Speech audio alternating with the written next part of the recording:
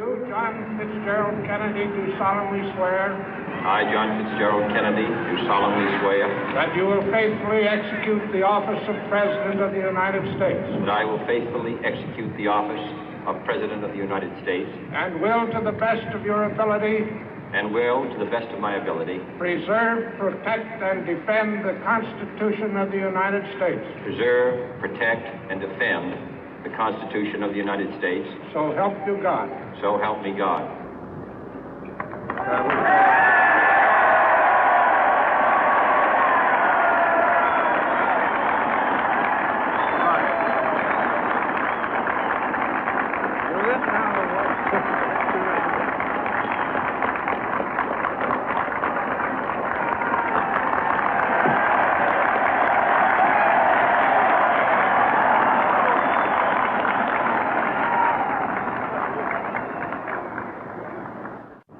Vice President Johnson, Mr. Speaker, Mr. Chief Justice, President Eisenhower, Vice President Nixon, President Truman, Reverend clergy, fellow citizens. We observe today not a victory of party, but a celebration of freedom, symbolizing an end as well as a beginning, signifying renewal as well as change. For I have sworn before you and Almighty God the same solemn oath our forebears prescribed nearly a century and 3/4 ago. The world is very different now, for man holds in his mortal hands the power to abolish all forms of human poverty and all forms of human life. And yet the same revolutionary beliefs for which our forebears fought are still at issue around the globe. The belief that the rights of man come not from the generosity of the state, but from the hand of God. We dare not forget today that we are the heirs of that first revolution.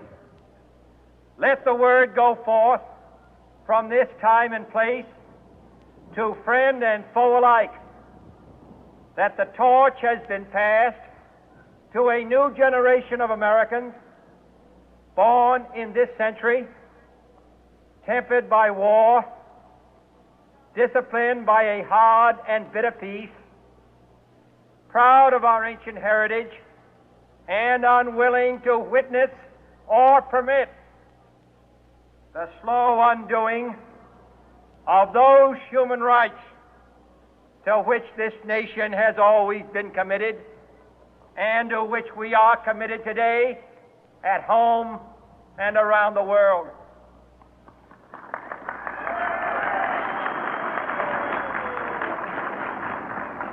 Let every nation know, whether it wishes us well or ill, that we shall pay any price, bear any burden, meet any hardship, support any friend, oppose any foe to assure the survival and the success of liberty.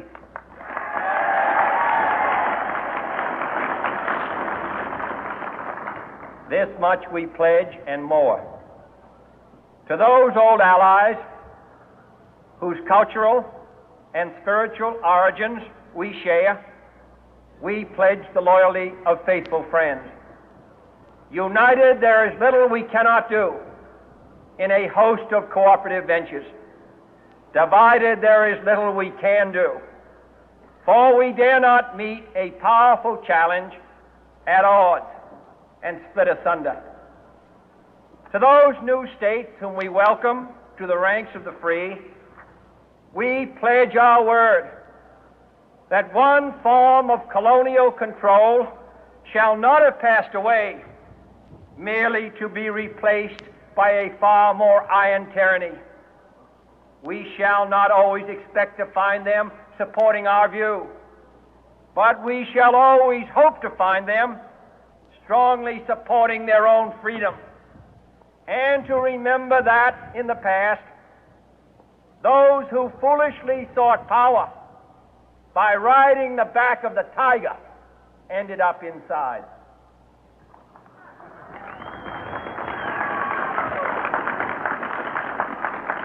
To those people in the huts and villages of half the globe struggling to break the bonds of mass misery, we pledge our best efforts to help them help themselves for whatever period is required, not because the communists may be doing it, not because we seek their votes, but because it is right. If a free society cannot help the many who are poor, it cannot save the few who are rich.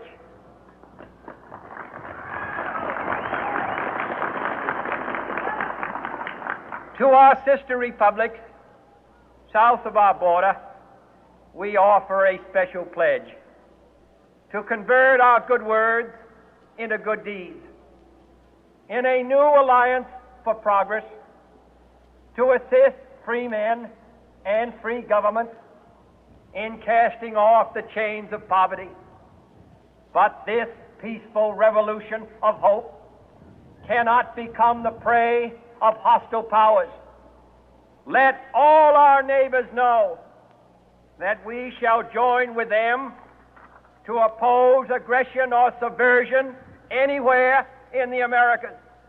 And let every other power know that this hemisphere intends to remain the master of its own house.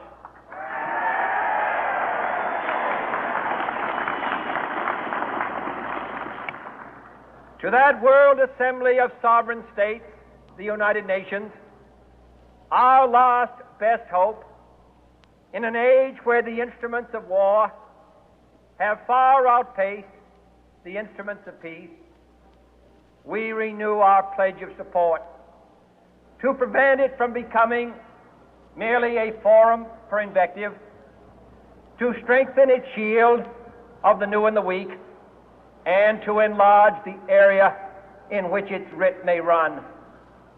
Finally, to those nations who would make themselves our adversary, we offer not a pledge, but a request that both sides begin anew the quest for peace.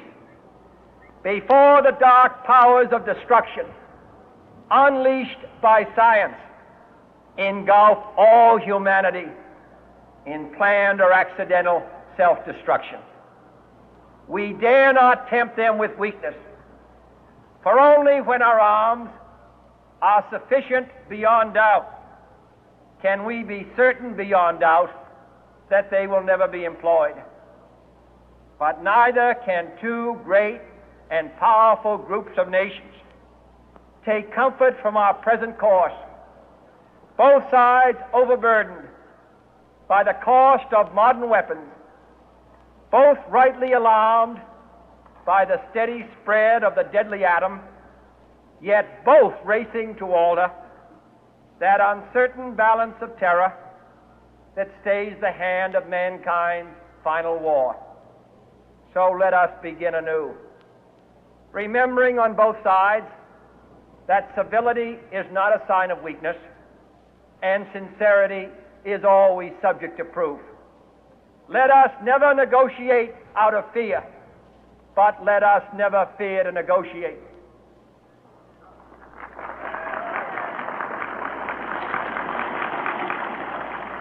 Let both sides explore what problems unite us, instead of belaboring those problems which divide us. Let both sides, for the first time, formulate serious and precise proposals for the inspection and control of arms, and bring the absolute power to destroy other nations under the absolute control of all nations.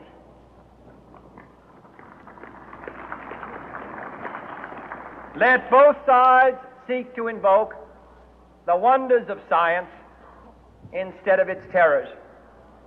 Together, let us explore the stars, conquer the deserts, eradicate disease, tap the ocean depths, and encourage the arts and commerce. Let both sides unite to heed in all corners of the earth the command of Isaiah to undo the heavy burden and let the oppressed go free. And if a beachhead of cooperation may push back the jungle of suspicion, let both sides join in creating a new endeavor, not a new balance of power, but a new world of law, where the strong are just and the weak secure and the peace preserved.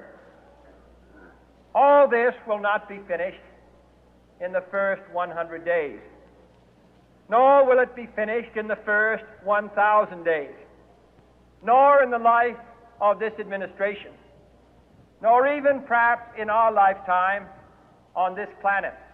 But let us begin.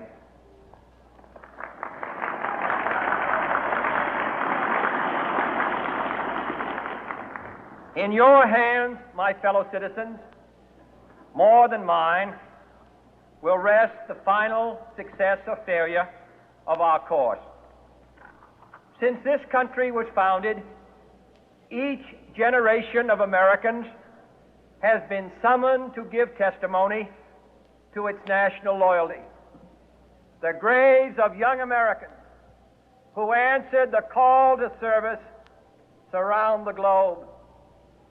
Now the trumpet summons us again, not as a call to bear arms, though arms we need, not as a call to battle, though in battle we are, but a call to bear the burden of a long twilight struggle, year in and year out, rejoicing in hope, patient in tribulation, a struggle against the common enemies of man, tyranny, poverty, disease, and war itself. Can we forge against these enemies a grand and global alliance, north and south, east and west, that can assure a more fruitful life for all mankind?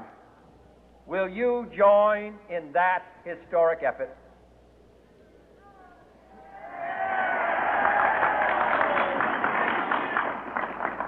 In the long history of the world, only a few generations have been granted the role of defending freedom in its hour of maximum danger. I do not shrink from this responsibility. I welcome it.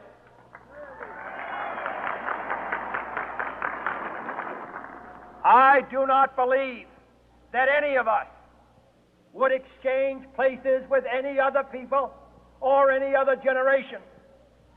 The energy, the faith, the devotion which we bring to this endeavor will light our country and all who serve it. And the glow from that fire can truly light the world. And so, my fellow Americans, ask not what your country can do for you, ask what you can do for your country.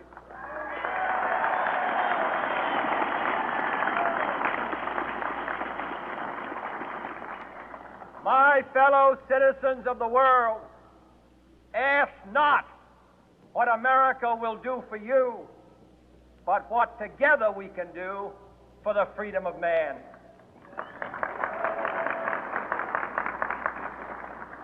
Finally, whether you are citizens of America or citizens of the world, ask of us here the same high standards of strength and sacrifice which we ask of you.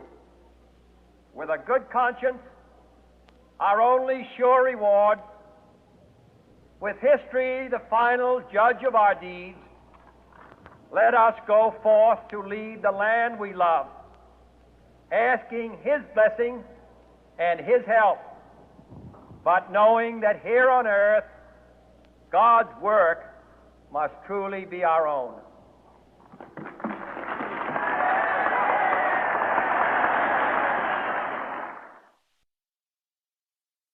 Andrea, non c'è fascia di luce, ragazzi.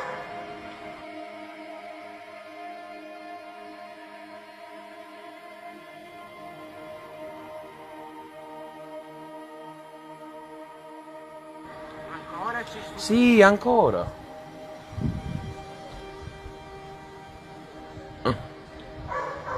Ragazzi, è impressionante.